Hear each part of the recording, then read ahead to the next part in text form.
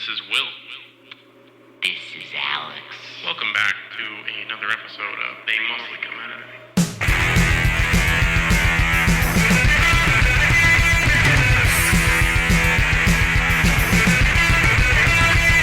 It. Welcome back, everyone, for the last They Mostly Come Out at Night of the year, 2025. We did tell you that you would have one more. Yep. And guess what? We got one in. We fulfilled our promise, okay? The prophecy was fulfilled. When Sunday passed and you're like, oh, fuck, they said one more. They lied. They lied. No, we didn't. We got you. That's right. Tomorrow might be the end of the year, but we're doing it live. We are right here, okay? We had to got you. We had to bring you a gift, okay? We truly, truly did, and what a gift it was. What a true, genuine gift. Christmas came late this year. Yeah, Santa was a little slow. It's fine, because wow, the gift we've been given. Before we get into that, though, can you please, New Year's resolution, get everyone you can to subscribe to me. Like a pyramid scheme. Yes. Get everyone and their friends and their friends. We're not going to give you anything. You're not going to earn any. There's no monetary value. No, but you don't have to pay us. But it'll make your favorite podcasters happy. You don't have to pay us anything. We don't pay you anything. It's just a mutual agreement to get as many people you can to subscribe to 2026 and Team Komen in 2026. Get your requests. Whole new batch going in for the new year. We got a few more added onto the list. We do have a few more added in. So keep getting those in. We do requests every 5 episodes. We really appreciate everyone listening. It has been a great year for the podcast. I think we're like 6-7 years in, something like that. Still going. Still super small, but you know what? We do it for the love of the game. Yeah. I don't care. And we've had the most growth, I think, in our entire career in this year. Definitely the most engagement too. So I'll get sappy at the end too. But I really appreciate all you guys listening. I'm gonna do some shout outs at the end. We're gonna do some, the real MVPs know who they are. We talk about them all the time. But I will bring them up at the end of the episode. I want to get into the meat and potatoes of this content. I want to start talking. I want to get into the sweet and sour pork. So I won't waste too much time because I do want to talk about Angels of the City. So first of all, you should watch this. I think you should go watch it before. It's one of those movies where you need to witness it for yourself before our review. Because whatever we describe in our breakdown will not give it enough justice to the insane, absurd masterpiece this thing is. This is on Tubi. It's where we watched it. This thing is insane. I've never seen it is anything like this. It kind of feels like watching a fever dream. Yes. There's tonal whiplash all over the place, plot points that go everywhere, but they all get tied up, and there's a lot of them. There's a lot of focal changes where it's the POV of certain characters, then they'll go to a different character, and then they'll go back to certain characters, but it mainly focuses on 2 women. Yeah. And the plot with them is absurd and literally not necessary at all, and would never happen in real life. Oh, really? I don't think ever. Never in a million fucking years would this ever happen. Which part? It is wholly unrealistic, and which is where we get the fever dream aspect of it. Because it is the places this movie goes is kind of insane. Yes. Not kind of insane. It is. It is very insane. Very crazy. But when we get into it, you will as we start to unwrap this gift. Yes, as we unwrap Santa's gift. This true gift. As we unwrap it, all will be revealed. But go watch it before we do the review. Yes. So that's your warning. Now we're going to get into the breakdown. And I think we need to go chronological. Uh-huh. Like, I think it needs to be explained beat by beat. To how we experienced it. Because, holy shit. Yeah. So, anyway, it starts with just Hollywood. Like, Yeah, it's scenes like of Hollywood. and then it's a, prostitute walking the streets. Yes. And she's walking down, she's trying to pick up a John. And he And starts kind of... She's like, I'm going to take you to heaven.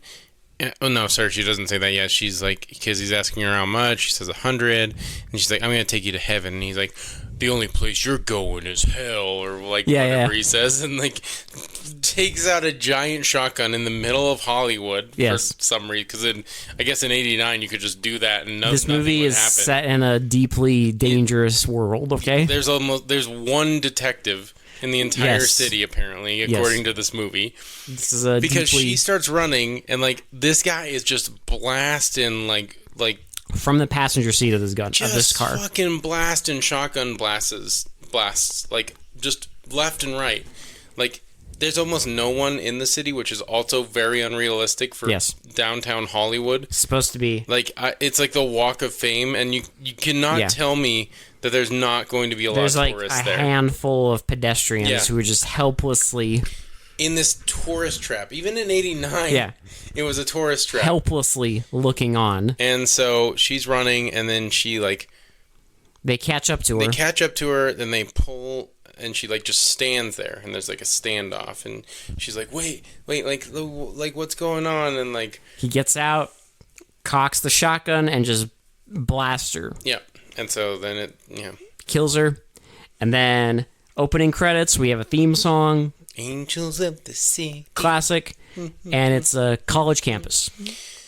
So it's a teacher saying that the focus for this semester is going to be you have to interview someone, but you have to get their life story. Like you have to get deep with them. So like the example he brings up is a bus driver, and he doesn't want to know like if they hate people and like waste their time on purpose or anything, but he wants to know how they act and think and feel. Like he wants to get inside nitty gritty in their brain and wants to know their life story. And they're like how did they get to the point they're at in their lives? And one of them is like, well, could it be anybody? And he's like, yes. Could I interview a gangster? And anybody. He's like, listen, it could be anyone, but you got to be careful. Yeah. And so that's going on. We get these two dude bros. So it's them and their girlfriends. Yes. And it's these two dude bros. So these are like the four main characters, but like at a certain point the dudes stop becoming the main characters. We'll get to it, but that's where the focal point changes quite a bit. So it's the two women are like talking to their boyfriends and they're like, hey, let's go on a double date and like everything. No, so the men are like, let's go on a double date, and they're like, no, we have stuff to do tonight. We're not going to go. What stuff, Will? It's a sorority initiation. Yeah, what stuff are the guys doing? Oh, well, they're going to fuck a prostitute. Yes, they are. Well, they're immediately like, hey man, when you're having sex with your lady, do you guys go all night and all this stuff? And he's like, oh yeah, man, we go night. Fuck them all night. Yeah. And then they're just like, well, they're busy, so like, let's get some drinks. And they go to a bar. Straight off the bat, you just get a feel that these guys are complete assholes. Yes. Like one of them is extremely annoying too. Yes. Like incredibly annoying. And they go probably on purpose. Yes. But they go to a bar and they're playing pool. Yeah. And a lady walks in. And they are just like, whoa, she's so beautiful. Check her out, man. And you see her with a pimp. You see her, pimp. She pulls out like a bundle of money. She gives it to a guy, and then he gives it to another guy, and they're like, look, I think that's a pimp, so she's a prostitute. Well, yeah, like a sex worker. And then he gets the idea, like, hey, let's have some fun, and I can do my paper. I can interview her. Yep. And so they're like, okay, let's do it. Yeah. And so they hire her. Yeah. And they're in the room and they're like talking, and she's like going about how she was sexually assaulted as a kid and how she worked at Kmart and all this stuff. But she's like giving them shit because she didn't actually work at Kmart. Yeah. And because the guy starts laughing. He's like, what's funny? He's like, come on. She's pulling your leg. He's like, really? You made that up? She's like, yeah, I didn't work at Kmart. Like, let's get down to business. And then we get a scene of the two women, like, they're doing the sorority initiation, right? And they're kneeling in front of the sorority sister. Who's like... She's like, you're all going to dress up as sex workers. I want you to get $200. And you're going to... $100 each. Yeah. It doesn't matter if you sleep with them or not. But you have to get $100. You have to get $100 and then report back here. And you're all going to dress up as sex workers, and you're all going to go on the streets. Yes. Nothing could possibly go wrong, right? This is not the most batshit insane, initiation thing ever. No, we've seen crazier, and but what happens is crazier than some. And one of them, when they're like dressing up for this, she's not feeling too good about it. But they're like, listen, like, it won't be that bad. We'll just get it done, whatever. Yeah, and then it immediately cuts to the annoying guy's legs, like, shaking on a bed. So they get their business over with the prostitute. Well, and it's such a weird sex scene because he's making all these, like, weird faces and sticking his tongue out and, like, pursing his lips at the screen. The scene is insane. And you just desperately want it to end because even his friend is watching and, like, being cucked in the room. But but his friend, he went first. Yes. And then after he's done, he's like, oh man, how about another one? This every guy's dream. I've never had two girls at once. Well, and she's like, it's going to cost you $400 to do that. And he's mooching off his friend, and his friend's like, no, we're not going to do that. Study. Like, I have to study. We have to work on that, like, paper. Yeah. And so he leaves. They leave his wallet specifically. Yes. And so, because that comes into play later. So now we get them, they're going to go back to the room, right? So now we get the women, and they're on the street, and they encounter a homeless man. Who starts very aggressively accosting trying to pick them up. And we get a woman that, like, is like, hey, like, get out of here, like, you stop bothering them and stuff like that. And they're like, thank you, what's your name? You have no idea who this woman is. Zero idea. But they're like, thank you so much. This is her first introduction. They're like, thank you so much.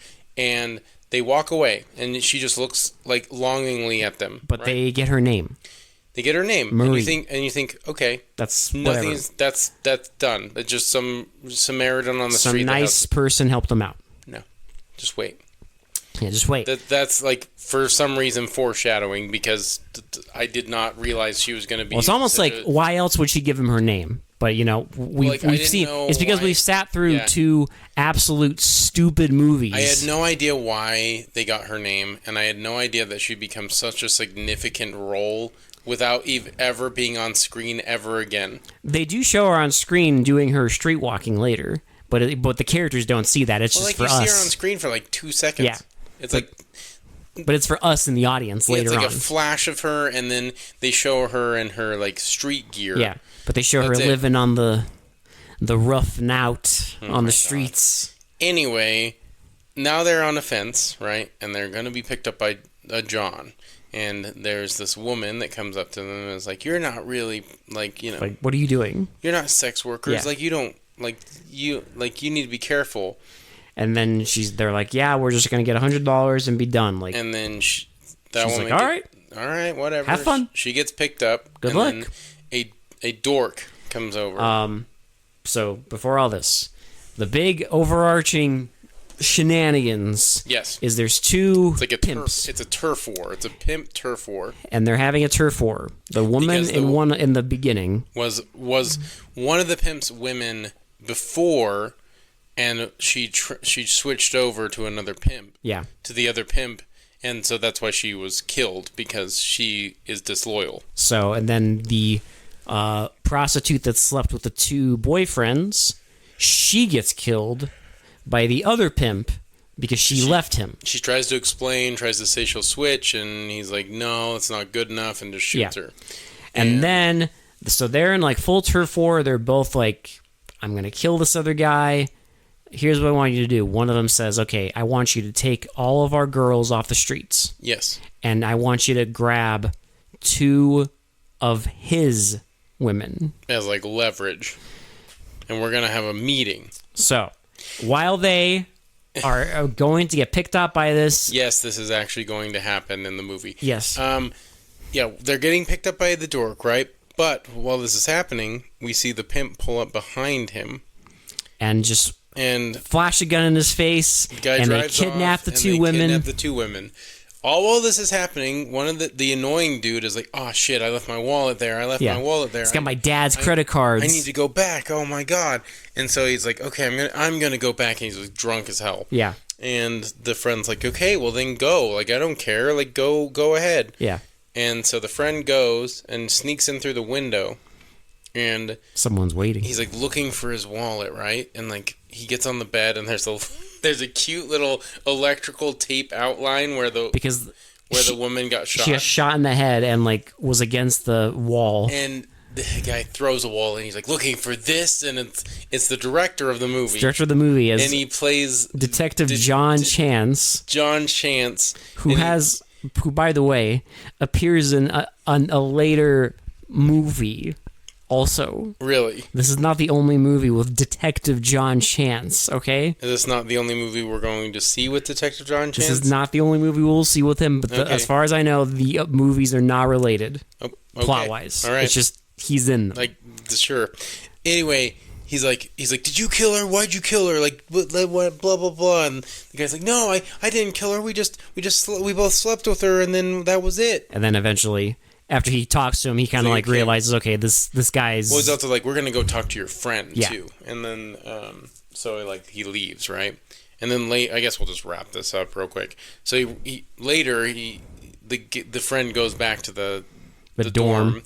And the detective's there interviewing his other friend. And he's like, I want you to tell me exactly, hour by hour, exactly what happened tonight. Yeah. And that's it. And he starts explaining, but you don't like hear any of it because we knew what. Because we already know.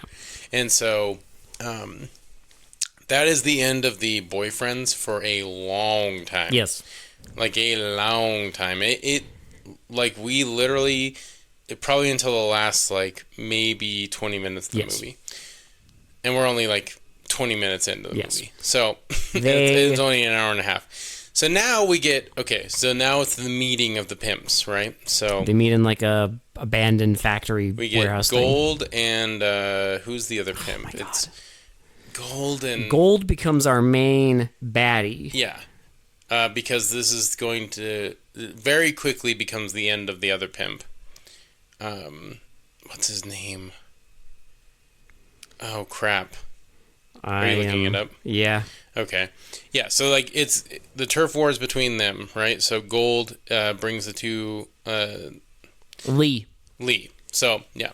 So Lee's like, "Okay, what are you doing?" And he's like, "You killed my best woman." And it's like, "Well, you killed my best woman." Gold's like, "You killed my best woman, so we brought 2 of yours to like and if you don't get off our streets, we're going to kill both of them." Yeah.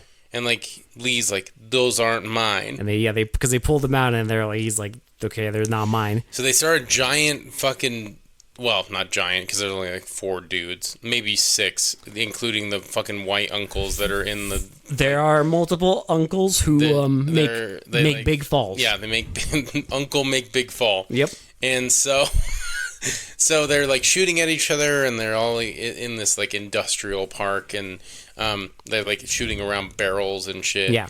All while the women get away and steal Gold's Rolls Royce. So, Gold kills Lee. Yes. Basically, he's wiped out. Kills Lee and his bodyguard and all the uncles. The uncle brigade that he brought with him. They're gonna help Lee. But because they steal his Rolls Royce, he's like pissed. He's like, "God damn it! Get the other car. We're gonna go chase them down. We're gonna get these bitches." And so they're on the run. Yes.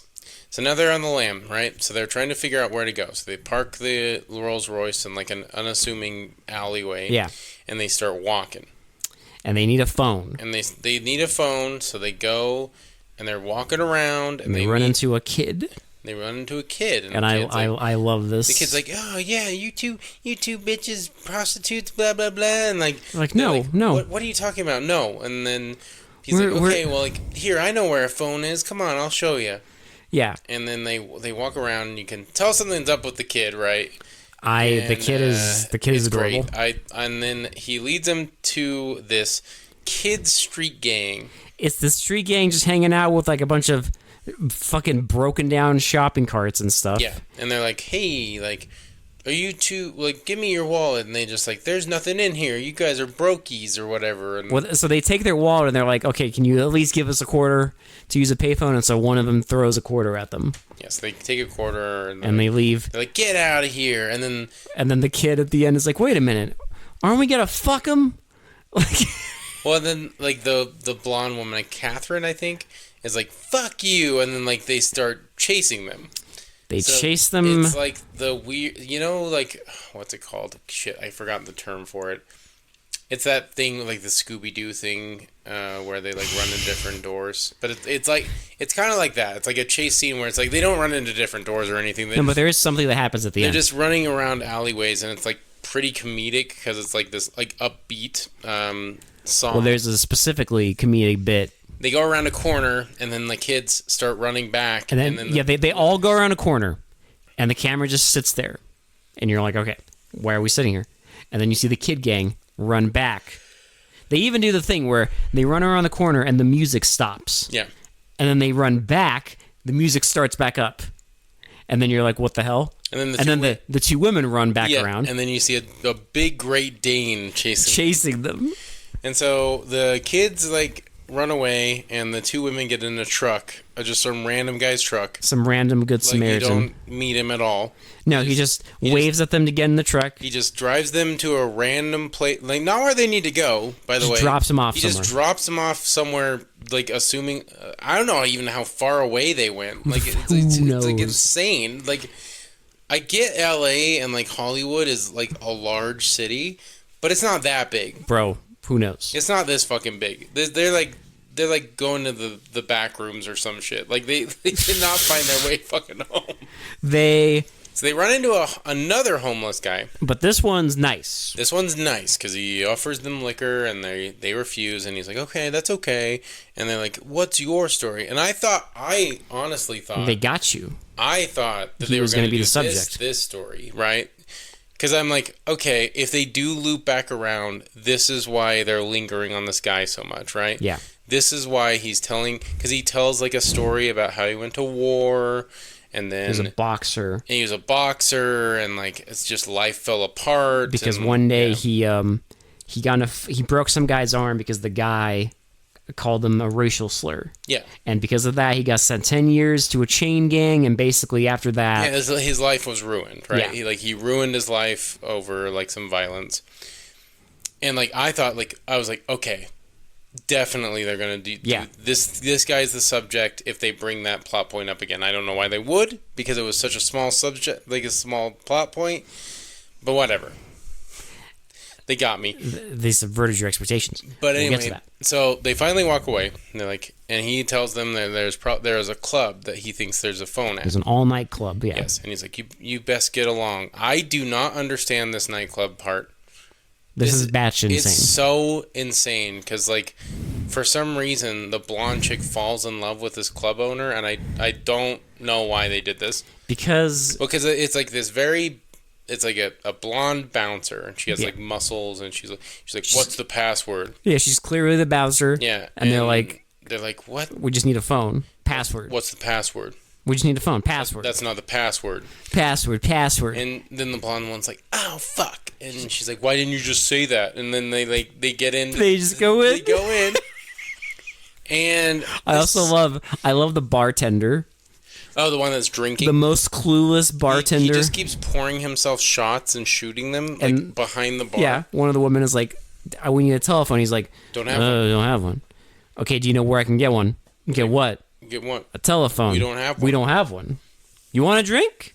I want a drink. Like, he's like, and he like walks away, and then I think it's Catherine is the blonde one, but she brings back the club owner. and he's like, hey, like, I heard your situation. I'll help you. Let's get some food. And they're like, we're not hungry, but a drink would help, right? So and he's going to drive them home or whatever. Now tell me why they jump to the club owner and the blonde chick on the dance floor. And they're like romantically locking eyes, like they're falling in love, and like there is zero chemistry. It's a foreshadow. Well, there's like to a later bit. What I don't get is there's with a cop. Yes, because but there's no fucking chemistry between these two. Who cares? And it's not the same woman that falls in love with the cop. Who cares? Because they're both in trauma. And both of their no good for nothing fucking boyfriends. I mean, yes, the boyfriends are dicks, but this club owner is like an older dude. I'm convinced that the only reason she fell in love with him is because he was rich. Now, I do think it's funny though, because right before that scene, there's a tiny scene where they stop running and they have a little heart to heart. And the blonde woman talks about how her boyfriend proposed to her and she said no, but she couldn't really articulate why she said no. Yeah. And then the next scene, this happens. Well, it's like, it's out of nowhere, though. Like that's out of nowhere. She just falls in love with this old dude, like, randomly. Well, don't worry not, Will, because guess who shows up at the club? Gold shows up. Gold is like, I'm here to fuck up this party. And then the club owner's like... Is like, wait, okay. Like, he, like... gives them a gun and I guess tries to hide them even though Gold sees them immediately, which is hilarious. I think is like one of the most hilarious, like, awkward scenes in the entire movie. Because I think that they're trying to imply that they're like on the end of this club, but I get why they're trying to imply, but it is hilarious because like he's like, okay, take this gun. All right, hide here. And then he goes up, and Gold sees them immediately, like clocks them immediately. And like in a slow-mo scene, the club owner's like, sorry, we're closed, and turns around and gets shot in the back and like launched into the club. Launched into the void. And of course, the blonde woman's all sad because the love of her life, for some reason, the club owner fucking unloads. Yeah. And shoots and kills Gold's brother. She wastes him. We have not met Gold's brother at all in the entire movie, but he dies. And then she shoots the bodyguard in the shoulder. Yeah. And they run off and they grab his keys for his car, his now beater. Also, we forgot a hilarious scene when Gold was looking for his Rolls Royce. Yeah. You see like Gold's Rolls Royce is on bricks. You see like a car on bricks, and you're like, "What's this?" It has like graffiti all over it. And they pull up to it, and Gold just runs out. He's like, "Fuck, fucking bitches!" And then, so they steal his other car, and I don't know how Gold catches up with them. They probably drove like 2 blocks away before they ran into this poor homeless man. Yes, because they're driving, and a homeless man is turning around his shopping cart. There's a lot of homeless people in this movie. Like I said, this movie's set in a deeply dangerous world, okay? And so he's turning around his shopping cart, and you know exactly what's going to happen. And they run into this guy. Yeah. Like, ass over fucking head. Yeah. And he falls on the ground, and they're, like, checking on him, and they're like... He's still alive. They have to start another side quest, so they have to take him to the ER. Yeah. While they're trying to load him into the car, Gold shows up and starts, like, shooting until his clip runs out. And then he, like, starts... He steals, like, a rod from the shopping cart. Yeah. And he starts smashing the windows. He gets the blonde out, and he punches her, and, like, she hits her head on, like, the car as she's falling. Yeah. And so the brunette... Now if you think that's like just a little thing, in any other movie, it'd just be like a little tiny thing that happened. She'd be fine. In any other meathead action movie... In any other movie, it'd be fine. This would be fine. It would be totally fine. It would go nowhere. In any other meathead ball fucking drop movie, it would be. But not this one, okay? And so she gets in the car. So keep on to that, okay? She hits her head, specifically. So the brunette gets into the car, and I thought she was going to run away, and I was like, that's pretty fucked up. She gets in the car and swerves around, and our dude just stands there like... And he's the gun he stole from the blonde. Yep. And he like starts firing at her, and then she sideswipes him. She hits him, and he like... Well, because he rolls off the side of the car, and that'll be an injury, too, for later. And so she just drives into another guy's car. Yes. She drives... So this poor man... This poor... Uncle. This poor uncle is just driving his little tiny car. His little beater. And he runs into her. And then another uncle, this poor unsuspecting soul, ramps off of the fucking tiny car. As it explodes. Mind you. Explodes. And, like, both of them are presumably dead. So they've killed, like, 4 people at this point. Idea. Like, these 2 women, by accident, have killed, like, 4 people in this movie. And it's kind of fucking hilarious. It's amazing. And so, like, these cars, like, crash. They, like, everything happens. And then the police show up.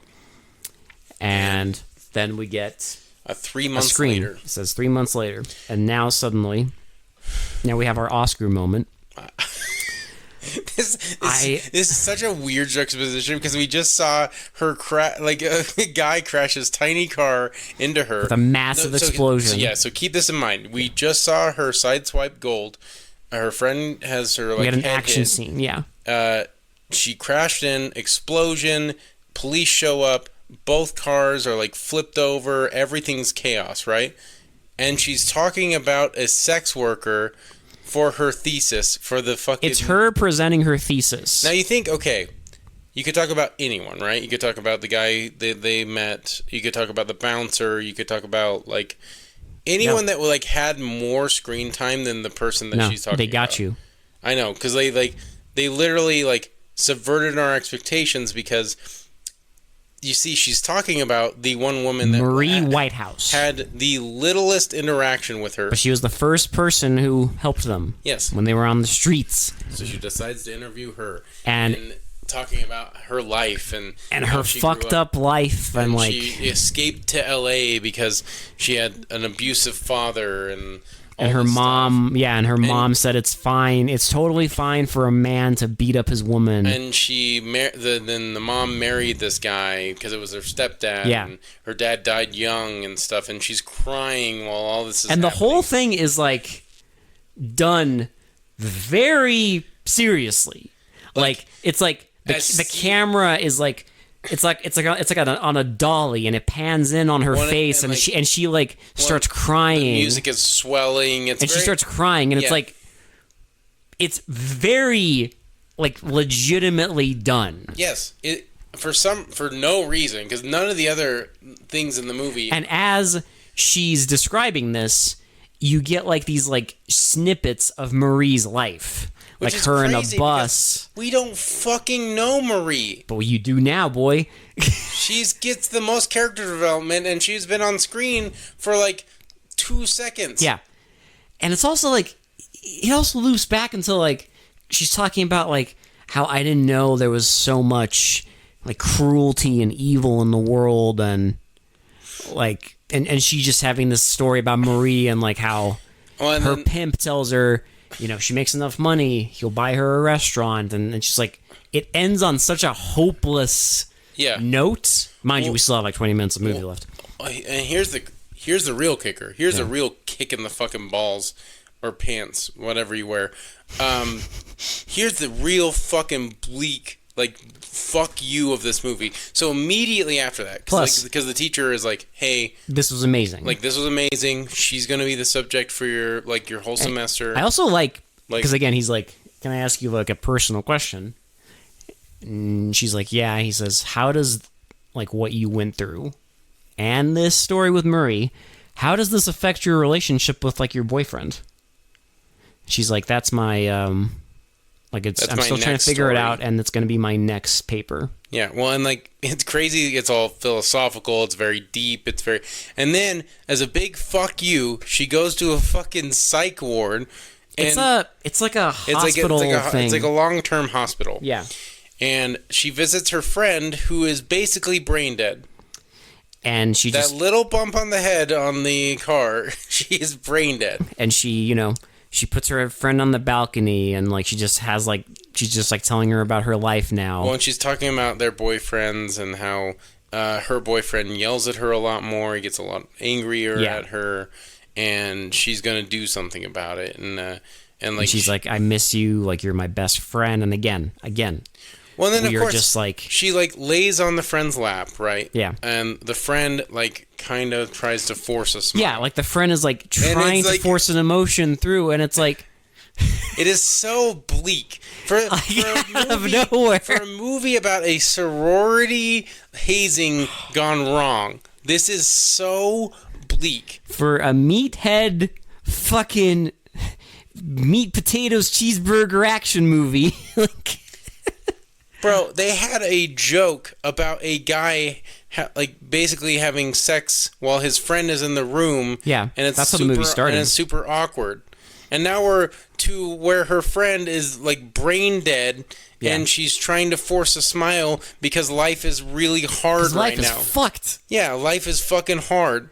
And then the homeless guy even said, "Life's a bitch, and then you die." Yeah, and it's just like, I don't know. It's such a weird... That's what, like, the tonal whiplash in this movie is absolutely absurd. I'll kind of, like, go over my thoughts more when we wrap up the movie. It is absolutely absurd. But anyway, so now she's out of there, right? So they're at dinner. Meanwhile, by the way, Gold is, like, he's limping because he got hit by the car. Yeah. And his bodyguard doesn't have as good of an arm anymore. And so... But he wants to kill her. He's like, we're going to kill her. He doesn't care about the other friend because she can't testify, right? Because he's out on bail. Yeah. And so she has a cop that watches her like 24/7. Yeah. He's going to be there through the trial. And she goes out to dinner with her boyfriend, and she confronts him. Yeah. About sleeping with the sex worker. Like, why didn't you tell me? And he's like, I didn't do anything. And she's like, I know you did. And he's like, how? And she's like, Detective John. No, she doesn't even tell him first. She's like, does it matter? And he's like, it was Mick, that bastard. She's like, it wasn't Mick. It was Detective John Chance. John Chance. And she keeps going, and he's like, well, I had some drinks. Total side note, right? I have to admit, John Chance is a pretty good fucking detective name. It's a good name for someone who's in the movie for 2 scenes. I know, yeah. Well, I mean... But his presence is... To be fair, the one that they did the fucking Oscar bait thesis for was in the movie for 2 seconds, too. Oh, I know. So, like, I guess the smallest roles get the biggest, like, payoffs. Well, plus, John Chance directed and helped write the fucking movie. Yes. But... So she's like, we're, like, basically done. Like, I can't... Like, they're not done yet. No, she's like trying to forgive him, and she doesn't forgive him. She just wants to hear it from him. She says, like, because he basically says, like, oh, I was drinking and, like, blah, blah, blah. And then at the end, he's like, you make it sound like I did a really bad thing. And she's like, you did. You kind of did. Like, you did do a really bad thing. And so anyway, the dinner's, like, super awkward, and then they go back home. And then she's breaking up with him because she's talking to the detective, and the detective's like the cop. Yeah. And he's a hunk. Her bodyguard. He's a hunk, right? Okay, he's a bit of a hunk. So. And we only got 10 minutes left. And you know something because like rocky relationship. He's a hunky boy. You know, like something's gonna happen, and they only have 10 minutes, so they gotta fucking blaze through this shit. Yeah, like, they talk, and you can tell he's, like, normal, well, nice. Like, she wants him... he wants her to leave her boyfriend because she deserves better. And then they're fighting... Her and her boyfriend are fighting in the room. Because she won't have sex with him. Yes. Because there's a fucking another person in their apartment. Yeah, and he's like, "Come on, babe. Like, why can't we just do it in my dorm room then, or whatever?" And because there's also people there. Yeah. And then he's like, "It's that cop. You're fucking him."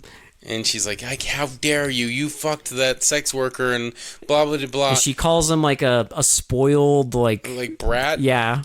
And he's like, if I walk out that door... That's it. Classic. And then he just walks, right? And then as he's like leaving, the cop says something to him. Well, she's like, good riddance. I never liked him anyway. Yeah. And then he's like, hey, I'm going to order Chinese food. Do you want anything? And sweet and sour pork. Sweet and sour coming right up. Oh, yeah. And she's, like, all about it because she's like, are you flirting with me and stuff? And then he orders the fucking food, and it gets there, and there's the weirdest fucking delivery man on the planet. He's, like, dancing. And I I didn't know what to expect because it's like, why not? Get weird characters in this movie. That's what they do. And he's just dancing, his sunglasses on. He's like fucking like busting a move while listening to fucking shit, and like is the weirdest fucking delivery guy I've ever seen on screen. And then he just walks off, and that's the scene. And then he's like, "Hey, you don't want it to get cold," and he like tries to find her, and she's like crying on her bed. She's scared, and he's like, "Hey, she's having because life is hard. Life is hard. Okay, life's a bitch." So he's like, "Hey, it's okay," and he like wipes a tear off her cheek, and you're just like, "Oh fuck, here you know we go." where it's going. And they we got 5 minutes left. They immediately kiss, and it's a sensual sex. This one's right? tender. Because it's a juxtaposition of the first sex. The scene first gooner scene. Yeah, like the you know. And now we get this sensual sex scene. And now it's tender and soft. So they're done. He's like, "Oh, it's 2:30," and she's like, "Oh man, I have class at 8 a.m." I'm like, "It takes you 5 hours to get ready for class? Chill out. Okay. Anyway, so he goes and he's in the hallway. He hears the doorknob jingling, and I don't know why he decides to do what he does. Because they had no other way. Yeah, they just they could not figure out another way. They ran out of ideas because he like holds the doorknob and like starts twisting it himself. And I'm like, why the fuck would you do that? And then the bodyguard busts in and they like tussle and they start choking each other. And he grabs the gun and shoots the bodyguard multiple times. And as he's like standing up, Gold walks in and grabs it's like a lamp. Like a lamp or like a curling iron, and he smacks the cop down over the head. And then he's looking for the girl, and he like slams her around and like throws her, and she tries to grab the gun, and he hits it out of her hand, and then she goes for a harpoon. Earlier, when she was talking to the cop, he was like, "You do a lot of deep sea fishing," and yeah, you see that, and I was like, "Someone is gonna get owned with the harpoon," and I just want to say. I always love this kind of garbage in movies. I don't know why this kind of crap. We watch so many movies that have like a harpoon gun for like no reason, because a lot of the movies we watch, they just have a harpoon gun just to have one. Yes. They don't ever have a harpoon gun because it's like their job or anything. Yeah. They just have one like who has a harpoon gun just laying around in their just like apartment. I've never been to someone. I mean, granted we live in a landlocked state, so I get it here, but I don't think I've ever been to a like oceanside town, like someone's house, and seen a harpoon gun in their like bedroom living room. Yeah, they never have like a harpoon gun just laying in the corner. Oh, but they got you here. But they do, and I always love this crap in movies. So he's like holding a gun, right? And he's like ready to shoot her, and he starts taunting her. I love this. I love when movies do this garbage. It's so satisfying. He calls her "See you next Tuesday." It's like escalates. Like, you're so weak. He's like, you can't shoot me because you're weak. You're weak. You're weak, and you're stupid. And it just keeps ramping up. It just keeps going, and you're like, this bitch is gonna get owned. He just keeps goading her, and then eventually she's like, "Yeah, get fucked," and like shoots the harpoon gun right into his neck. Shoots it through his neck. You see it like come out the wall, and it's just his body like stuck there, bleeding out. And then she's crying. This is the craziest way they could have ended this movie, because it doesn't end about her. It doesn't end about the cop. It doesn't end about the Gold. It doesn't end about the friend. It doesn't end about the boyfriend. No. We loop again back around to Marie Whitehouse. Marie, because she's like, Marie moved out of Hollywood. She finally left. She finally found a man that treats her right, and she had kids, and she lived happily ever after. They give Marie a happily ever after while our main character is in tears. And she says like I think they give Marie, the person we saw for, I'm not even kidding you, like 30 seconds. Like, no shit, Marie probably has like a collective 1 minute of screen time. 1 minute. And she gets a happy ending. It is fucking absurd. She gets a like happy not ending. the friend that got lightly hit on the head. She cannot get a happy ending. She's a vegetable. She's a vegetable. Okay, the boyfriend is a piece of shit. Yeah, he's done. Both boyfriends are a piece of shit. They're done. She's like utterly traumatized because she got mistaken for a sex worker and then went on a crazy violent odyssey into the night where she's traumatized as hell, going to court for a guy she just fucking harpooned in the neck. Yeah. And Marie gets the happy ending? Yes. Okay. She also throws in some stuff about like how, if we ever want to fix this deranged, fucked up world, we have to listen to our hearts more and less focus less on like brute force and strength and stop thinking of ourselves as like warriors. And it's such an insane movie. It kind of feels like there was like battling scripts. Like there was something about like wanted to be this dramatic thing, but also this like kind of like nah, I got you. Off the wall action movie. I don't know. I got you, Will. What? This is like it's an exploitation movie. Yeah. Oh, is clearly. What this is. Yeah. It's an exploitation movie. It's just somehow, some way, they managed to weave in all this. They like smashed in some art house into it, which is weird. Because what I love is, I'm watching this movie. I'm digging it.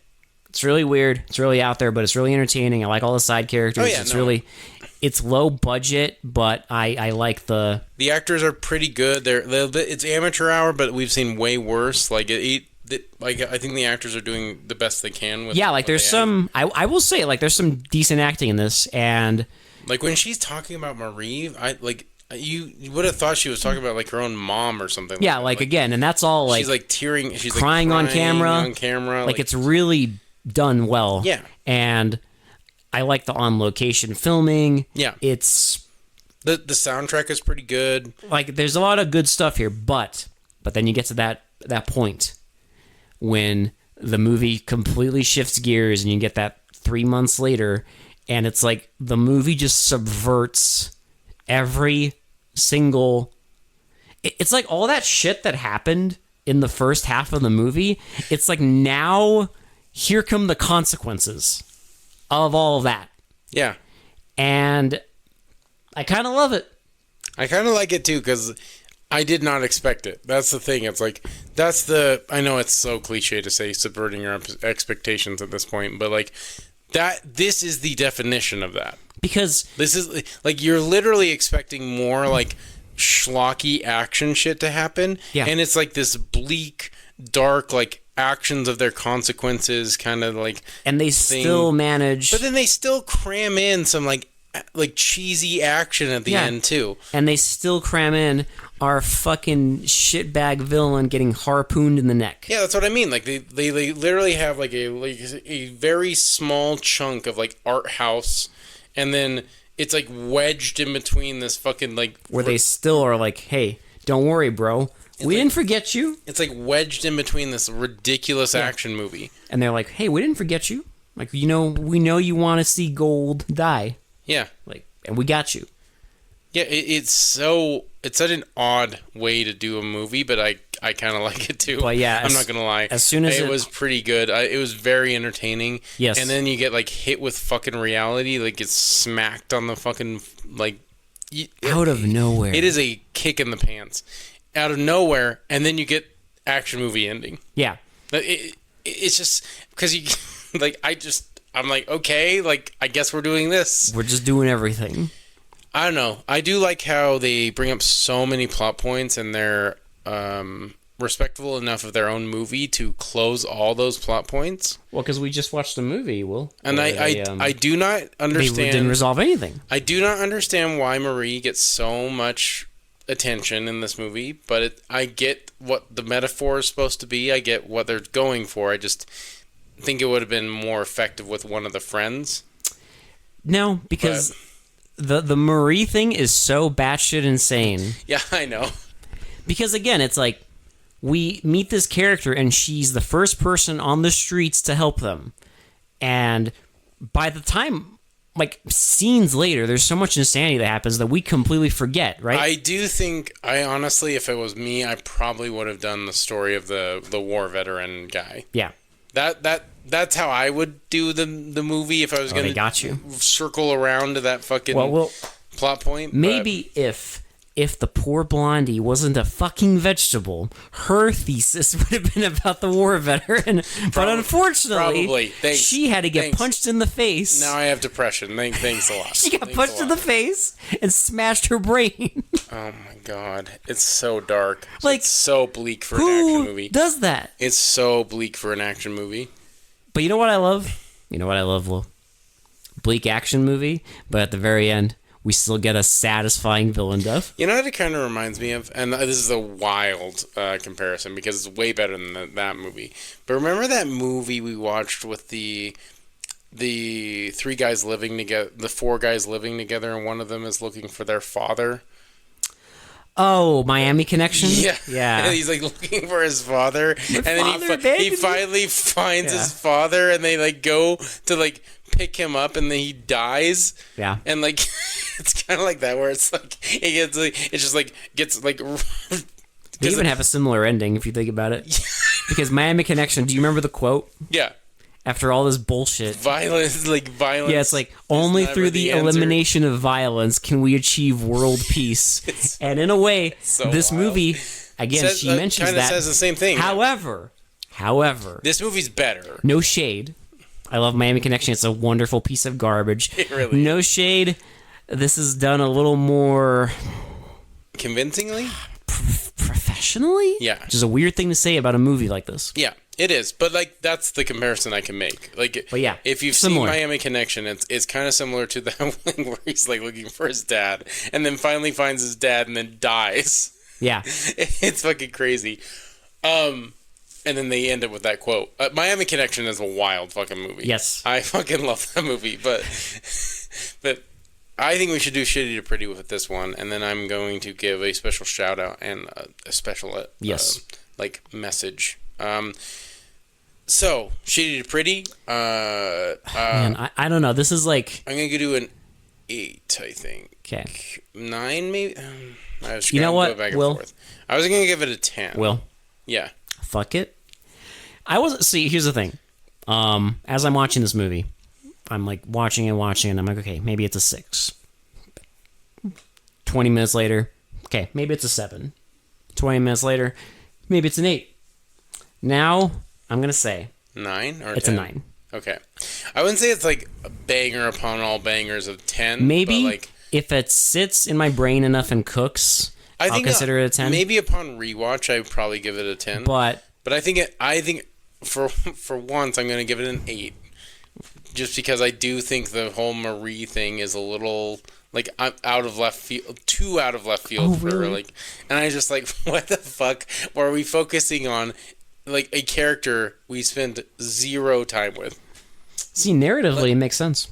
Yeah, because who cares about people like Marie? Well, the movie forces you to care. But what about the fucking homeless war veteran? No one cares about them either. Well, like I said, the person who cares is the vegetable. Shut up. But yeah, like I don't know, like I do think it deserves like I think upon rewatch I probably will like learn to love this movie even more, and I probably will rewatch it because this is I don't know, this is such a weird, highly entertaining, very subversive, very original. Yeah, like I've never seen a movie quite like it, which is kind of crazy. Because I've seen a lot of bad action movies, obviously, like whole podcast of them. But I've never seen one quite like this.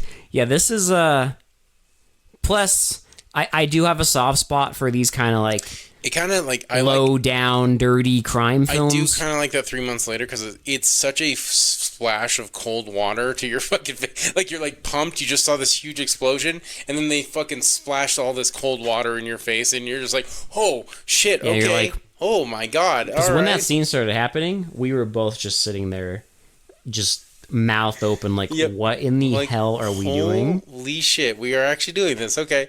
it literally just hits you with the cold water, and it's like, hey, bitch, real shit happened. Then you're just like, oh, it's like, hey, I guess it did. Here's reality. Yep, and yeah, That's it's crazy. I don't know. I kind of love it. I kind of love this movie. I kind of love it too. I probably will rewatch it. Not gonna lie. This is easily one of the biggest surprises I've seen in like recent memory. Mm-hmm. I don't know. Like, go watch it, please. And if you haven't watched it by now and you liked our review, please, I just implore you to just go watch it. Check it out. Just go check it out. It's on Tubi. Now, just real quick, I did want to do something fun, and I don't know if you want to join in. I want to give you the worst movies, the worst of the worst, and the best of movies I personally watched in 2025. Not on the podcast because they're too new. Yes. My worst of the worst, it is the biggest piece of shit I have seen all year and for quite a long time. I've seen better shit on our podcast and that we rated like really low. Yes. War of the Worlds. It's fucking atrocious. It is fucking disgustingly atrocious. And I really like that director. I think he does a good job with like searching and like all the other stuff. Different director, isn't it? And I think it was the same. Well, I think he was a producer. I don't think he was a director, but that'd be shameful. And like they tried so desperately to make it like cool and like fail on every regard. And it's like it's almost to that level of like so bad it's good, but like it doesn't quite get there. It's just annoying and frustrating and very stupid, and there's so many plot holes. You just have to watch people talk through phones and screens. And like with an alien invasion. You have to see fucking Ice Cube destroy his fucking career even further. And it's also, I mean, it sat on the shelves for 5 years. It was a COVID movie, so I get it, but like but also the fact that it sat on the shelves and they didn't want to release it says a lot. Well, and I don't even know why they released it. It's such a big piece of shit. Like I would have just been like, nah. No. Because it's a giant advertisement for Amazon, too. Spoiler alert. Best movie I watched, which I was surprised at, is a documentary. And if you're like me, and you love this man, and he's one of my favorite actors of all time, and I think it's just a really good love letter to like how amazing of a person he was. Go watch I Like Me. It's the John Candy story. It is fucking incredible. Great documentary. It is so good and heartfelt. I swear to God, you have a heart of stone if you can get through that movie without crying. I cried multiple times. It is so goddamn good. It is so well done, so goddamn good. I'm actually reading his biography too, written by one of the New Kids on. Not New Kids on the Block. The what's the Canadian comedy group? I know what you're talking about. Kids in the Hall. Kids in the Hall. Yeah. It's written by one of the Kids in the Hall. Yeah. And it's like I'm probably gonna cry again, but like that movie is so important to fans of John Candy and like the legacy he left. Yeah. That I think you need to watch it. If you respect John Candy, you need to watch that movie. Like, it is required viewing if you like John Candy. Especially all these years later. Yeah. That it's like, finally get this kind of content out there. It's fucking incredible. And I love the interviews at and that's the thing. It's like crazy. They never go into like they go into like his anxiety and stuff, but like the fact that like he was such a good person that they almost had nothing bad to say about him says a lot about his character and like who he was. It's such a good movie. So yeah, that was my best and worst. I don't know if you want to. I don't know if I have a worst. Best, I would have to give a twofer. Either Companion. I love Companion. It's so good. Or Eternity, which is still in theaters. I still need to see Eternity. I've heard it's really good. Companion's great, like sci-fi kind of horror movie. If you can get... Okay, so if you haven't had it spoiled for you, I would say go into Companion. Yes, completely blind. I watched it without watching a single trailer. See, I was ruined by the trailer. And I was so mad that I was. because it would have made the movie that much better. But it's a really good movie, no matter if you've even seen the trailer. But yeah, watch it without that. But honestly, I'm personally at the point where I tend to watch movies without watching trailers anyway, so it doesn't matter. Just go in blind to Companion. It's such a better experience if you do that. And Eternity is just a really clever, original, like touching, funny, like romance movie with a really, really unique concept, and just, I don't know, that was a really surprising movie. That's my shout-outs for the year. But, if you have questions, you can always hit us up on our web zones. Let us know your best and worst if you want to. Also, I have to give a huge shout-out. It's the end of the year. I have to show some love for people who love us. We really appreciate, as always, Blackwater Media. Yes. He's a fucking real one. Yes. Great content. He's engaging. I love his cryptozoology stuff. I don't know. He does such a fantastic job. Has so much content. It's such a great thing to have someone like that following us, and I just appreciate what he does. I appreciate another creator. Yeah, I appreciate the creative talent that supports us. It's great. It's great to see. Please, if you haven't gone and checked out his channel, please go check out Blackwater Media. It is so good. You can find him in the comment section a lot of times. Thanks to all our new followers. Everyone who gave requests, recommendations. All of our requests, recommendations. Our Corpus Earthling. Yeah, Corpus Earthling. Our theme song.